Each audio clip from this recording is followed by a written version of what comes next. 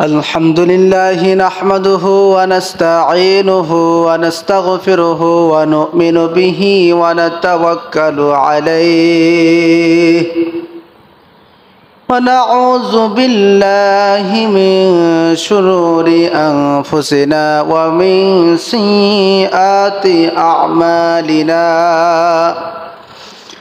من يهده الله فلا مضل له ومن يضلله فلا هادي له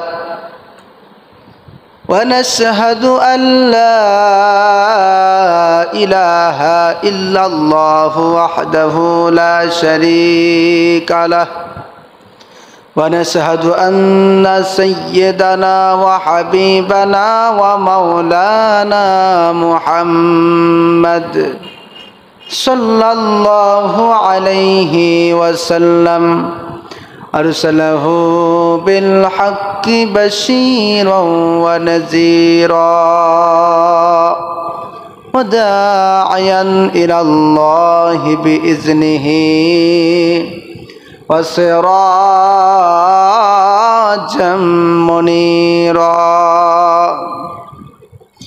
أما بعد فأعوذ بالله من الشيطان الرجيم بسم الله الرحمن الرحيم وسارعوا إلى مغفرة من ربكم وجنة عرضها السماوات والأرض أعدت للمتقين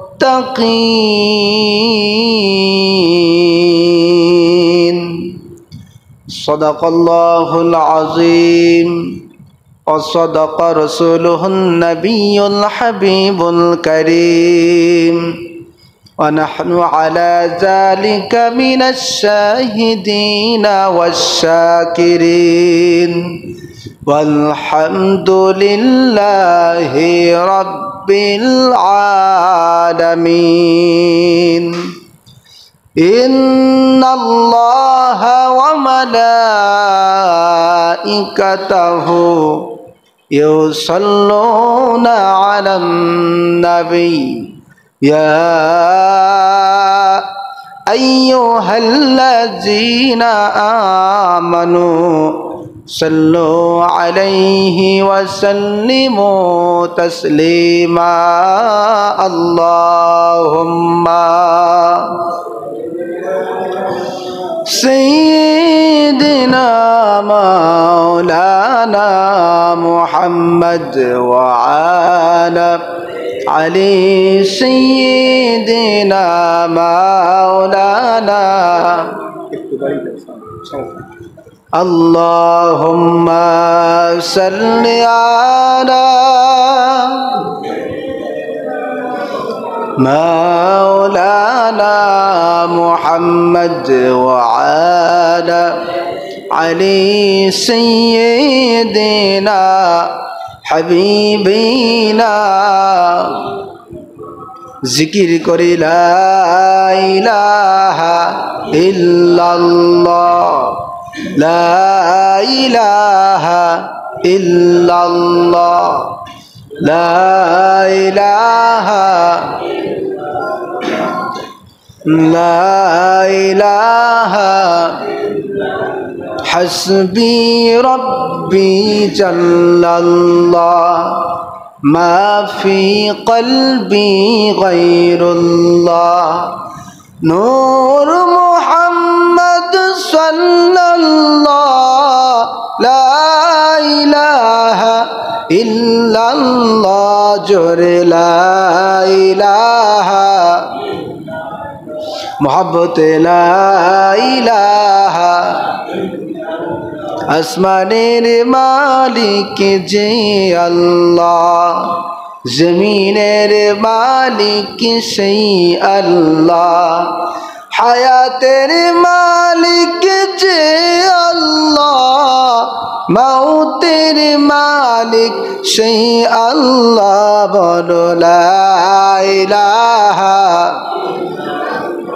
মাশাআল্লাহ লা ইলাহা ইল্লাল্লাহ ইল্লাল্লাহ ইল্লাল্লাহ ইল্লাল্লাহ নাই কোনো মাবুদ আল্লাহ ছাড়া লা ইলাহা আর জোরে লা ইলাহা লা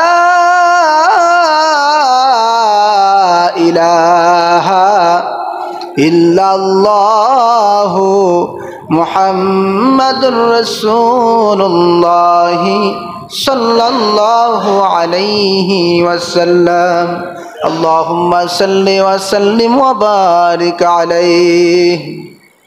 মুআজ্জাজ মুহতারাম, অত্র মসজিদে দিনদার ইমানদার সম্মানিত মুসল্লিয়ান ইকরাম, আজকে জুমার নামাজ আদায়ের জন্য আগত সম্মানিত মুসল্লিয়ান ভাইরা, যুবক বাবারা, সকলের প্রতি আবারও অন্তরের স্থল থেকে সালাম, আসসালামু আলাইকুম ওয়া রাহমাতুল্লাহ।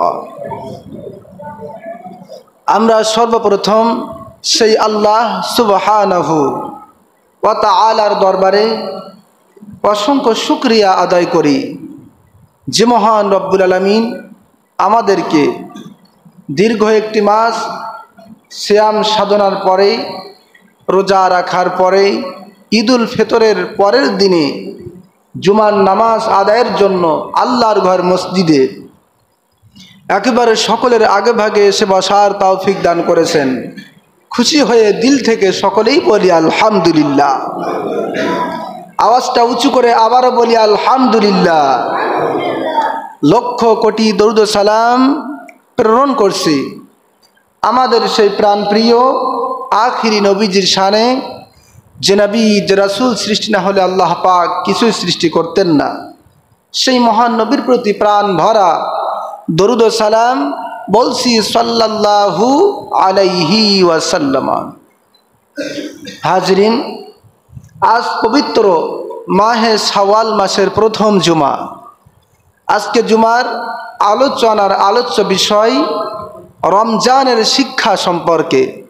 মহান আল্লাহ পাক এই গুরুত্বপূর্ণ বিষয়ে সংক্ষিপ্ত সময়ে আমাদের সকলের জানার, বোঝার এবং বাস্তব জীবনে তা আমল করার তৌফিক দান করুন, বলেন আল্লাহুম্মা আমিন। হাজিরিন, প্রত্যেক জিনিস অর্জনের পিছনে রয়েছে অনেক শিক্ষা, ঠিক কিনা বলুন? যেই জিনিস হোক না কেন, খারাপ হোক ভালো হোক, প্রত্যেকটা জিনিস অর্জন করলে তার মধ্যে কিছু না কিছু শিক্ষা আছে না নেই? যেমন একজন ব্যক্তি সে তার পড়ালেখার জীবনে ফাজিল কামিল অথবা অনার্স মাস্টার্স শেষ করে, সব পড়াশোনা শেষ করে, অনেক কষ্ট করে, অনেক চেষ্টা করে একটা চাকরি অর্জন করেছে এবং এই চাকরির ওপরে ভিত্তি করে সে তার সাংসারিক জীবন সুন্দরভাবে পরিচালনা করতেছে, ঠিক কিনা বলুন? অনুরূপভাবে একজন ব্যক্তি সে ছোট্টবেলা থেকে রাজমিস্ত্রি কাজ করে, রাজমিস্ত্রি কাজ করতে করতে শিখতে শিখতে যখন পূর্ণাঙ্গ জানা হয়ে যায়, শেখা হয়ে যায়, তখন হয় হেড মিস্ত্রি, ঠিক কিনা? তো যখন হেড মিস্ত্রি হয়ে যায় তখন তার কর্মজীবন পুরাটা রাজমিস্ত্রি সময়ের মধ্যে পড়ে যায়। অতএব ওই ব্যক্তিটি ওই রাজমিস্ত্রির ওপরে নির্ভর করে তার জীবন পরিচালনা করে, ঠিক কিনা বলুন? অনুরূপভাবে ইমানদার, মুমিনদার মুসলমানের নিকটে যখন মাহে রমজান আসে তখন তারা দুনিয়ার সমস্ত গুনাহ থেকে বিরত থেকে একমাত্র আল্লাহ পাকের রাজি খুশি করার জন্য পুরা রমজান মাস মন ভরে ইবাদত করে, সুবহানাল্লাহ। এবং রমজান চলে যাওয়ার পরে এই ইবাদত বন্ধ করে দেয় না, বরং রমজানের পরেও ইবাদত জারি রাখে, যে কারণে ব্যক্তিটি পুরা বছর পুরা সময়টা আল্লাহ পাকের ইবাদতে মশগুল থাকে। সুবহানাল্লাহ। কাজ করলে কাজ করতে করতে যেমন শিক্ষা লাভ করে, জ্ঞান অর্জন করে, ওই কাজের ওপরে নির্ভর করে সংসার চালানো যায়, তেমনিভাবে ইমানদার যখন পাকা পোক্ত হয়ে যায় তখন ইবাদত করতে করতে সারা সময়টা ইবাদতে লিপ্ত হয়ে যায়। ওই কাজের মতো বসে বসে পুরা বছরটা আল্লাহ পাকের ইবাদতে মশগুল থাকে। বলেন সুবহানাল্লাহ। সুতরাং এই মাত্র কয়েকদিন আগেই আমাদের থেকে মাহে রমজান বিদায় নিয়েছে, ঠিক কিনা বলুন? এই রমজান আমাদের মাঝে এসেছে, শুধু আসা আর যাওয়া নাই, বরং রমজান আসে এবং বহু মানুষের ভাগ্য পরিবর্তন করে দেয়। সুবহানাল্লাহ। রমজান আসে এবং বহু মানুষের তার চলাফেরা ওঠা বসা সব কিছু পরিবর্তন করে দেয়। সুবহানাল্লাহ। আপনি বলতে পারেন যে আমি রমজানের আগে যেমন ছিলাম এখনও তেমন, আমার তো পরিবর্তন নাই। না, এটা হতে পারে, সকলের ক্ষেত্রে নয়। তবে আপনি লক্ষ্য করবেন যে এমন কিছু মানুষ আছে যারা রমজানের আগে নামাজ পড়তো না, রমজানের আগে তারা ইসলামী শরিয়াত অনুযায়ী চলাফেরার ধার ধারতো না, কিন্তু রমজান আসার পরে রমজান কি প্র্যাকটিক্যাল একটা ইবাদতের সিস্টেম জানিয়ে দিল, একটা ইবাদতের নিয়ম দেখিয়ে দিল যে রমজান চলে গেছে কিন্তু ব্যক্তিটি বসে নাই, বরং আজানের সাথে সাথে মসজিদে আসে। ঠিক কিনা বলুন? আপনার আমার পরিবর্তন না হতে পারে, কিন্তু আপনার আমার পাশের ভাই তার পরিবর্তন আছে না নাই? রয়েছে। এজন্য রমজান মাসে কারোর পরিবর্তন দেখলে আমরা কেহই তার দিকে আর চোখে তাকাবো না। কি এমন হয় কি না যে রমজান মাস এসেছে, ছেলেটি নামাজ আদায় করতেছে, এর আগে তো নামাজ পড়তো না, স্বাভাবিকভাবে যারা 5 ওয়াক্ত নামাজি তারা একটু টেরাভাবে তাকায় যে ওরে অনেক বড় নামাজি। ঠিক কিনা বলুন? এটা কিন্তু করা যাবে না। তার কারণ রমজান আসেই মানুষকে পরিবর্তন করতে, রমজান এসেছে বিধায় ছেলেটি পরিবর্তন হয়েছে, নামাজি হয়েছে। সুতরাং আমরা যারা 5 ওয়াক্ত নামাজি, আমাদের দায়িত্ব কর্তব্য হবে তাকে আরও উৎসাহিত করা। ঠিক কিনা বলুন? সম্মানিত হাজিরিন, এই রমজান আমাদেরকে কি কি শিক্ষা দেয়, এই রমজান থেকে আমরা কি কি শিক্ষা লাভ করতে পারি, সেই বিষয়ে আজকের আলোচনা। আল্লাহ পাক যেন আমাদের সকলকে বোঝার তৌফিক দান করেন। বলেন আল্লাহুম্মা আমিন। রমজান মাসের প্রথম নাম্বার শিক্ষা হলো জামাতের সাথে নামাজ আদায় করা। কি বললাম? জামাতের সাথে নামাজ আদায় করা। আমরা পুরা রমজানে দেখেছি যে 5 ওয়াক্ত নামাজে, প্রত্যেক ওয়াক্তে নামাজে মুসল্লি মসজিদে ভরপুর ছিল। ঠিক কিনা বলুন? এই যে অভ্যাস, এই যে নিয়ম, এই যে আমাদের পরিবর্তন, এটা ধরে রাখতে হবে। বরং রমজানের পরেও আমাদের 5 ওয়াক্ত নামাজে আসার দরকার আছে না নাই? যদি আমি আসতে পারি, নামাজে যদি ঠিক মতন সময় দিতে পারি, তাহলে এই রমজান আপনাকে আমাকে সঠিক শিক্ষা দিতে পেরেছে। ঠিক কিনা বলুন? আর যদি আমরা রমজানের আগে যেমন, রমজানের পরে তেমন, তাহলে এই রমজান কিন্তু আপনার আমার জন্য সুফল বয়ে আনবে না। ঠিক কিনা বলুন? সুতরাং আমরা 5 ওয়াক্ত নামাজি হব, রমজানের মধ্যে যেমন ছিলাম রমজানের পরেও। পারবো তো ইনশাল্লাহ? অবশ্যই চেষ্টা করব। তার কারণ আমাদের সকলকে একদিন মরতেই হবে, এটা সত্য। ঠিক কিনা বলুন? সকলকেই মরতে হবে, কেউ এ পৃথিবীতে চিরস্থায়ী থাকবে না, চিরস্থায়ী থাকার জায়গাও নয়। এবং আমরা যখন মারা যাব, আমাদের একদিন কিয়ামত, হাসর নাসর আছে না নেই? সে হাসরের ময়দানে যখন প্রশ্ন করা হবে, সর্বপ্রথম কিন্তু সুদের প্রশ্ন নয়, সর্বপ্রথম কিন্তু ঘুষের প্রশ্ন নয়, সর্বপ্রথম কিন্তু জেনা ব্যভিচারের প্রশ্ন নয়, বরং সর্বপ্রথম প্রশ্ন হবে, নবীজি বলেছেন, ইন্না আউয়ালা মা ইউহাসাবু বিহিল আবদু ইয়াউমাল কিয়ামাতি মান আমালিহি সালাতুহু। কিয়ামতের ময়দানে, হাসরের ময়দানে বান্দার সর্বপ্রথম হিসাব নেওয়া হবে নামাজের। কিসের? জোরে বলেন, নামাজের। সুতরাং সেই নামাজ আমরা রমজানের যেমন পড়েছি, আদায় করেছি, রমজানের পরেও আমরা সেভাবে আদায় করব। পারবো তো ইনশাল্লাহ? আমরা স্বাভাবিকভাবে চিন্তা করলে নামাজ আমরা কোন দিক থেকে বাদ দিই? বলেন কোনোভাবে বাদ দেওয়ার সুযোগ নেই। তার কারণ মাজালিসুল আবরার কিতাবের মধ্যে হাদিস এসেছে, মান তারাকা সলাতা হাত্তা মাদা ওয়াকতুহা সুম্মা কদা উযিবা ফিন্নার হুকবা ওয়াল হুকবু সামানুনা সানা। বলেন নাউযুবিল্লাহ।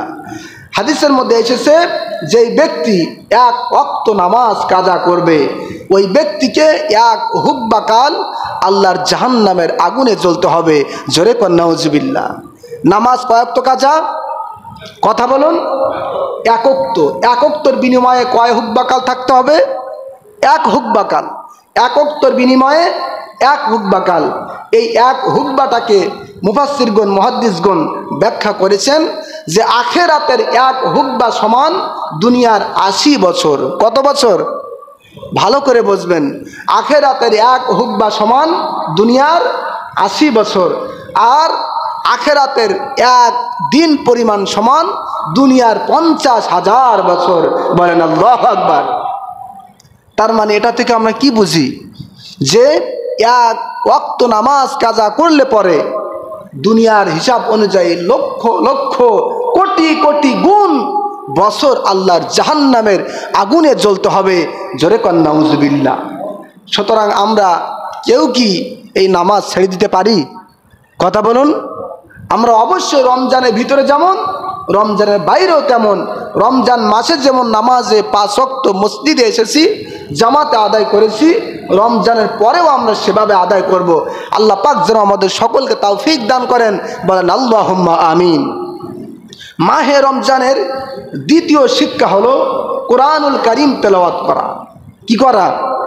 কোরআন তেলাওয়াত করা। আমাদের মাঝে এমনও বহু মানুষ রয়েছে যারা মাহে রমজানে ১ খতম, ২ খতম, ৩ খতম করেও আল্লাহর কোরআন তেলাওয়াত করেছে। আছে না নাই? রয়েছে, বহু মানুষ রয়েছে, আমার চোখে দেখা আছে, যে সারাদিন শুধু কোরআন তেলাওয়াত করে। জিজ্ঞাসা করি যে আপনার কতটুকু তেলাওয়াত হয়েছে? বলছে হুজুর ২ খতম শেষ হয়ে গেছে, আর অল্প কিছু বাকি রয়েছে ৩ খতম শেষ হতে। বলেন সুবহানাল্লাহ।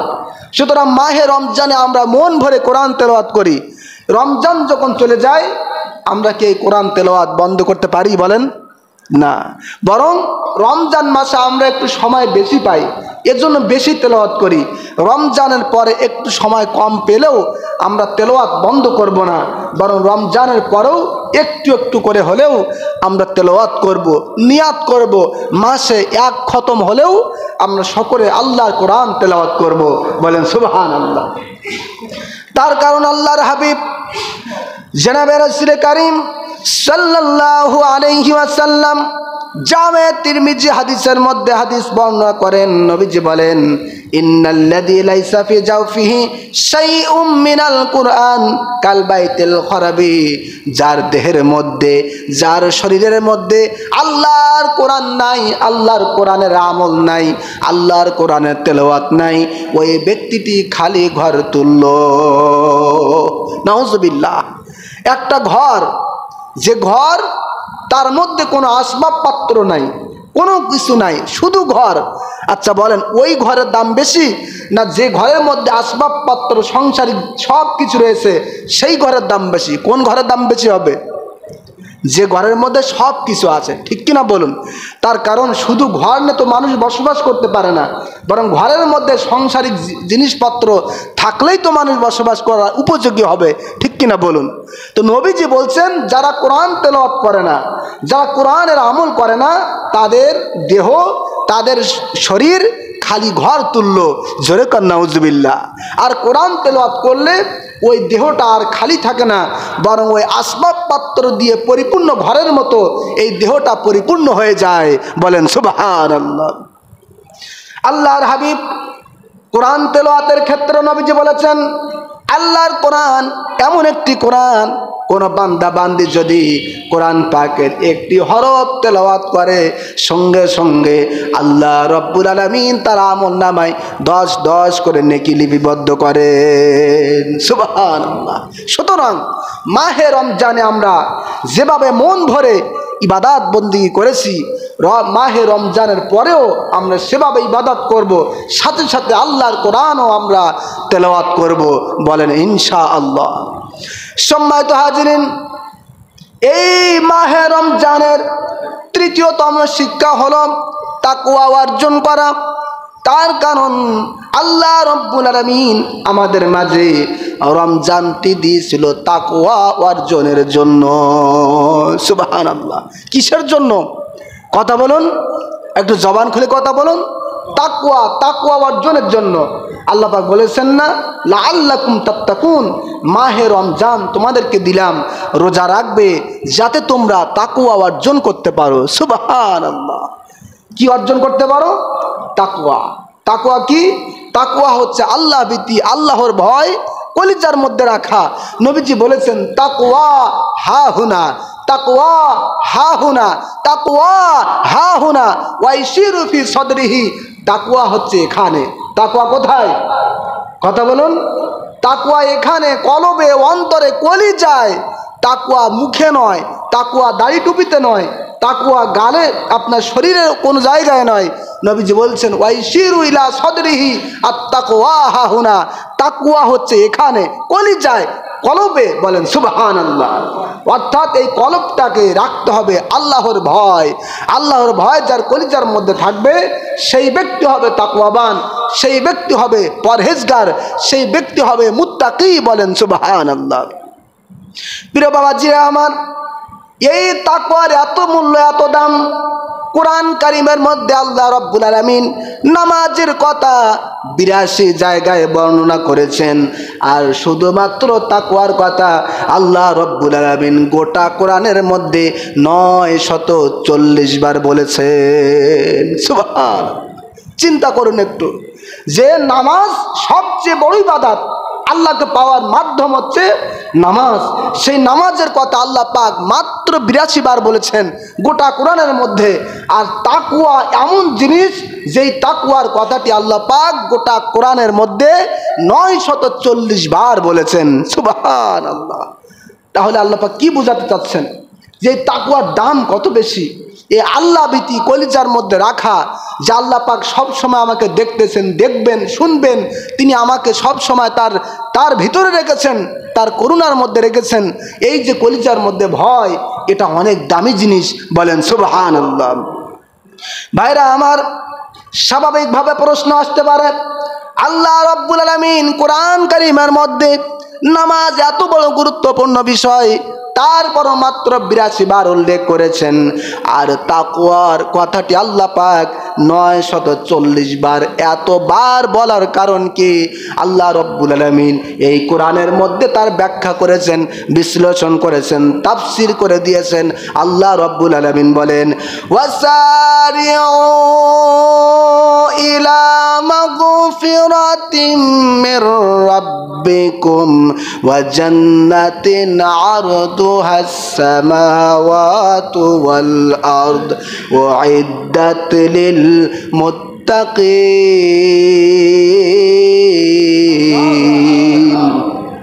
আল্লাহ রাব্বুল আলামিন বলেন ওয়াসারিউ, তোমরা দ্রুত গতিতে অগ্রসর হও, তোমরা দৌড়ে দৌড়ে যাও, তোমরা দ্রুত চলে যাও, দ্রুত গতিতে অগ্রসর হয়ে যাও ওই প্রভুর ক্ষমার দিকে এবং ওই জান্নাতের দিকে, যেই জান্নাতের প্রশস্ততা আসমান এবং জমিনের ন্যায়। সুবহানাল্লাহ। কার কথা? কার কথা? আল্লাহ পাক বলছেন তোমরা দ্রুত অগ্রসর হও, দ্রুত চলে যাও ওই প্রভুর ক্ষমার দিকে এবং ওই জান্নাতের দিকে, যেই জান্নাতের বিশালতা, যেই জান্নাতের প্রশস্ততা আসমান এবং জমিনের ন্যায়। বলেন সুবহানাল্লাহ। আল্লাহ পাক বলছেন উইদ্দাত লিল মুত্তাকিন, ওই জান্নাতটাকে আল্লাহ পাক মুত্তাকিদের জন্য প্রস্তুত করে রেখে দিয়েছেন। সুবহানাল্লাহ। তাহলে জান্নাত কাদের জন্য? মুত্তাকিদের জন্য। কথা বলুন, জান্নাত কাদের জন্য? মুত্তাকিদের জন্য। আর এই মুত্তাকি তারা যারা মাহে রমজানে রোজা রেখে তাকওয়াবান হয়, তাকওয়া অর্জন করে। আর এই জান্নাত দেওয়ার জন্য আল্লাহ পাক এক এক করে গোটা কোরআনের মধ্যে 940 বার তাকওয়ার ইঙ্গিত দিয়েছেন, সরাসরিও বলেছেন। বলেন সুবহানাল্লাহ। শুধু তাই নয়, অপর আয়াতের মধ্যে আল্লাহ রাব্বুল আলামিন বলেন ইন্নালিল للمتقين عند ربهم جنات النعيم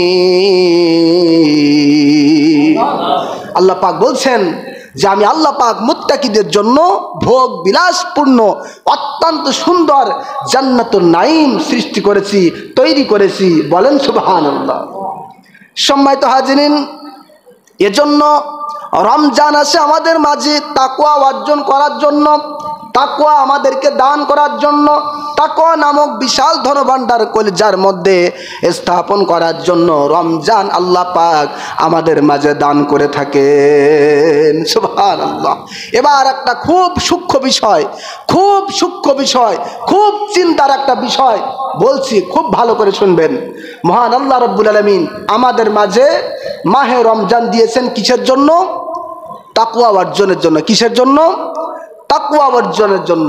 এখন এই তাকওয়া অর্জনের জন্য আমরা সিয়াম সাধনা করি আল্লাহ পাকে রাজি খুশি করার জন্য। ভালো করে বুঝুন, একেবারে সুবহে সাদিক থেকে সূর্য অস্ত পর্যন্ত আমরা সব কিছু বিরত থেকে, অর্থাৎ খাওয়া দাওয়া, স্ত্রী সম্ভোগ, এগুলো থেকে সব কিছু বিরত থেকে আমরা পূর্ণ একটি দিন রোজা রাখি। ঠিক কিনা বলুন? আমার কথা স্পষ্ট বোঝেন নেই যে রমজান মাসে ভাত খাওয়া এটা কি হালাল না হারাম? কথা বলুন, একটু কথা বলুন। ভাত খাওয়া হালাল না হারাম? হালাল জিনিস। পানি খাওয়া হালাল না হারাম? হালাল জিনিস। স্ত্রী সম্ভোগ এটাও হালাল না হারাম? হালাল জিনিস। কিন্তু মাহে রমজানে একটা রোজা পালনের নির্দেশে, আল্লাহ পাকের একটা নির্দেশের জন্য আমরা সুবহে সাদিক থেকে একেবারে সূর্য অস্ত পর্যন্ত এই হালাল জিনিসকে আমরা ত্যাগ করি, হারাম বলে গণ্য করি। ঠিক কিনা বলুন? কথা বোঝার চেষ্টা করুন যে রমজানে এই যে ভাত খাওয়া, পানি খাওয়া, এরপর অন্য অন্য খাবার খাওয়া, এগুলো সব আমাদের জন্য হালাল, এগুলো জায়েজ। স্ত্রী সম্ভোগ এটাও জায়েজ, কিন্তু নির্দিষ্ট সাময়িক একটা সময়ের জন্য একেবারে সুবহে সাদিক থেকে সূর্যাস্ত পর্যন্ত এই হালাল জিনিসগুলো আমরা পরিত্যাগ করি, আমরা হারাম জানি। ঠিক কিনা? তার কারণ রোজা থেকে এগুলো হালাল হলেও এই রোজার মাসে রোজা থেকে এগুলো ভক্ষণ করা, খাওয়া আমাদের জন্য নিষিদ্ধ, অর্থাৎ হারাম। ঠিক কিনা বলুন? তো এটাকে আল্লাহ পাক আমাদেরকে বোঝাচ্ছেন যে মাহে রমজানের একটা রোজা পালনের জন্য যেমনিভাবে সামান্য সময়ের জন্য, সাময়িক সময়ের জন্য হালাল বস্তু খাওয়া দাওয়া, স্ত্রী সম্ভোগ, এগুলো যেমন সুবহে সাদিক থেকে সূর্য অস্ত পর্যন্ত অল্প সময়ের জন্য হালাল হওয়ার পরেও তোমাদের জন্য হারাম। তোমরা সহজে যেমন এগুলো সব ছেড়ে দাও, কষ্ট হয় তারপরও ভাত খাও না, কষ্ট হয় তারপরও পানি খাও না, কষ্ট হয় তারপরেও তোমরা বিভিন্ন খাদ্যদ্রব্য গ্রহণ করো না, ঠিক অমনিভাবে, ঠিক তেমনিভাবে, ঠিক অনুরূপভাবে মাহে রমজানের পরে তোমাদের মাঝে যেগুলো স্থায়ীভাবে হারাম করা হয়েছে, যেমন সুদ, যেমন ঘুষ, যেমন জেনা, ব্যভিচার, মারামারি, কাটাকাটি, হানাহানি, এগুলোও তোমরা পরিহার করবে। এটাই হচ্ছে রোজা। বলেন সুবহানাল্লাহ। কথা কি বুঝতে পেরেছেন? যে রমজান মাসে হালাল জিনিসও আল্লাহ পাক হারাম করেছেন, যে কারণে আমরা কষ্ট করে হলেও আমরা সেগুলো বর্জন করি। অনুরূপভাবে মাহে রমজানের পরে হারাম যেগুলো মূলত, সে হারাম জিনিসগুলোও যাতে আমরা যাতে বর্জন করি, সেজন্য আল্লাহ পাক মাহে রমজানের 30টা দিন আমাদেরকে ট্রেনিং দেওয়ান। বলেন সুবহানাল্লাহ। কিন্তু আমরা সব ভুলে যাই, যে কারণে মাহে রমজানে রোজা রাখি ঠিক, ভাতও খাই না, পানিও খাই না, খাদ্যদ্রব্যও খাই না, কিন্তু স্থায়ীভাবে যেগুলো আল্লাহ পাক আমাদের জন্য হারাম করেছেন সেগুলো আমরা করতেই থাকি। সম্মানিত হাজিরিন, এজন্য এই মাহে রমজানের 3য় নম্বর শিক্ষা হলো গুনাহ থেকে বিরত থাকা, তাকওয়া নামক বিশাল ধনভাণ্ডার নিজের কলিজার মধ্যে স্থাপন করা। পারবো তো ইনশাল্লাহ? এবার শুনুন তাকওয়া কি, তাকওয়া কেমন জিনিস। যেহেতু আল্লাহ পাক কোরআন কারীমের মধ্যে 940 বার তাকওয়ার কথাই উল্লেখ করেছেন। হযরত আমিরুল মুমিনিন খলিফাতুল মুসলিমিন হযরত ওমর, তিনি তার প্রিয় সাহাবী, তিনি তার প্রিয়, তার অনুসারী হযরত কাব রাদিয়াল্লাহু তাআলা আনহুকে জিজ্ঞাসা করলেন, কাব, আল্লাহ রাব্বুল আলামিন এই কোরআন কারীমের মধ্যে তাকওয়ার ব্যাপারে এত বিশাল কথা বলেছেন, এতবার উল্লেখ করেছেন, কাব এই তাকওয়া আসলে কি আমাকে একটু বলতে পারো? সুবহানাল্লাহ। তাকওয়া কি এটা সাহাবী ওমর তিনি জানেন কিনা বলেন? অবশ্যই জানেন। তারপরেও তিনি প্রশ্ন করতেছেন যে জানার পরেও আরও বহু জিনিস থাকে যেগুলো আমাদের অজানা, ঠিক কিনা বলুন? তিনি জলিল কদর সাহাবী আমিরুল মুমিনিন খলিফাতুল মুসলিমিন হওয়ার পরেও নবীজির সাহাবী হযরত কাব রাদিয়াল্লাহু তাআলা আনহুকে বলছেন, কাব এই তাকওয়া কি, আমাকে একটু বুঝাতে পারো, আমাকে একটু জানাতে পারো? সঙ্গে সঙ্গে হযরত কাব বলছেন, আমিরুল মুমিনিন খলিফাতুল মুসলিমিন, আপনাকে যদি কোনো কাঁটাযুক্ত লতা পাতা সুড়ঙ্গের ভিতর দিয়ে যদি আসতে বলা হয়, একটু বলুন দেখি আপনি কিভাবে আসবেন? সুবহানাল্লাহ। সঙ্গে সঙ্গে হযরত কাব রাদিয়াল্লাহু তাআলা আনহু তিনি পাল্টা প্রশ্ন করলেন, আমিরুল মুমিনিন, আপনাকে যদি কাঁটাযুক্ত লতা পাতা ছোট্ট একটি সুড়ঙ্গের মধ্য দিয়ে যদি আসতে বলা হয়, আপনি কিভাবে আসবেন? হযরত খলিফাতুল মুসলিমিন ওমর বলছে, রে কাব, আমাকে যদি তুমি কাঁটাযুক্ত লতা পাতা ছোট্ট সুড়ঙ্গের মধ্য দিয়ে যদি আসতে বলো, তাহলে আমি কিভাবে আসবো জানো? আমি আমার এই শরীরটা, কাপড় চোপড়গুলো খুব আটোশোটো করে, খুব চিকন করে, যতটা পারা যায় এভাবে একবারে আপনার ছোট করে আমি আস্তে করে বাইরে হয়ে আসবো। হযরত কাব বলছে, আমিরুল মুমিনিন, কেন আপনি এভাবে আসবেন কেন? আপনি তো স্বাভাবিকভাবে আসতে পারেন।